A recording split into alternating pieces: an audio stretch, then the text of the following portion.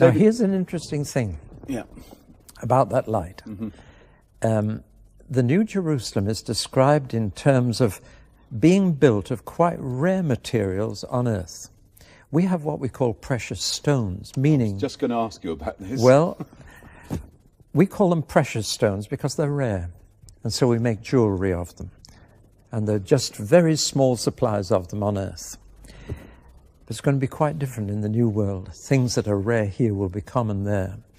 And so the New Jerusalem, it's said, is built, made up of 12 precious stones that we would make into jewelry now. Now, here's the fascinating thing, which to me is the final proof that that book is the Word of God, that it must be God-inspired.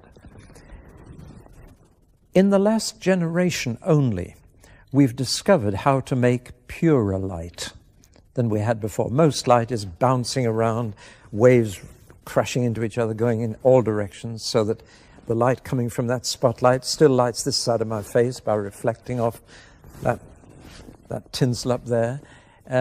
We're used to light coming at us from all directions. But we've now discovered how to send light in one direction.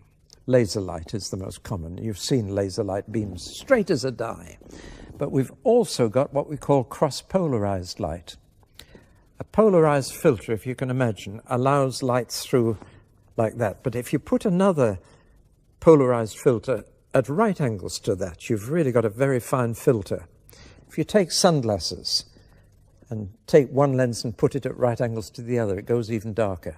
It only lets very straight light through. Now, people have taken jewels and precious stones and cut a very thin slice for microscopic purposes, and then shone cross-polarized light through them to see what happens. To put it very crudely, what happens to these precious stones in pure light? And one of two entirely different things happens with every jewel. The technical term, to give you a bit of science for a moment, is anisotropic jewels and isotropic jewels. Now, what happens is this. Some jewels, in pure light, whatever their color to begin with, they may be red, blue, or green, turn into all the colors of the rainbow and the most fantastic patterns. Other precious stones, in pure light, lose all their color, just go black. Look like a lump of coal dust. And it's only in this generation that people have discovered this unusual property. For example, diamonds in pure light are nothing. Did you get that, ladies? They're not even... Hear that? Diamonds, nothing. They won't be there. No, so make the most of them here. Rubies, garnets, just lose everything. Emeralds. No, they keep it. Oh, good. There are other stones that are anisotropic and go into these beautiful colors. Now, here's the fascinating thing. The 12 precious stones that God uses to build the New Jerusalem are all anisotropic. In pure light, they are all far more beautiful. And God doesn't touch the diamonds or the rubies. He doesn't build with them. Staggering. No, let's just put on the screen a picture of these stones. Yeah.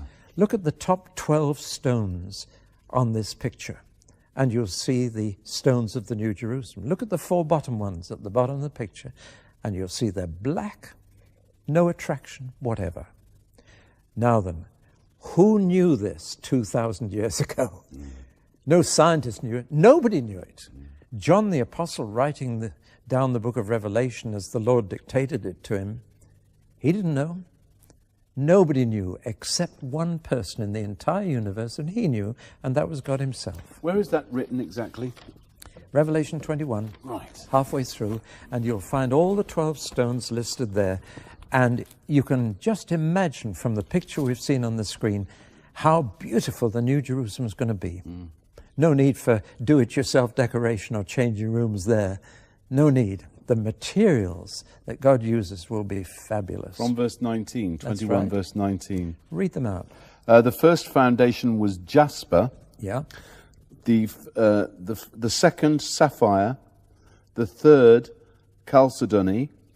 The fourth, emerald, the fifth sardonyx, the sixth carnelian, the seventh chrysolite, the eighth beryl, the ninth topaz, the 10th chrysoprase, the 11th jacinth, and the 12th amethyst. No diamonds, no rubies, no garnets, because they're isotropic. Now, isn't that amazing? To me, that one thing alone would prove that the Bible was inspired by God, because nobody could have known this. They didn't know it until our generation. But there it is. It's just one little indication of how beautiful the whole thing is going to be, and how wonderful it'll be to be there with God and with Christ and his people, and renewed people. People who really have been recycled so they're all like Jesus, and their characters are right. And there is love, joy, peace, patience, kindness, goodness, faithfulness, meekness, and self-control in everybody.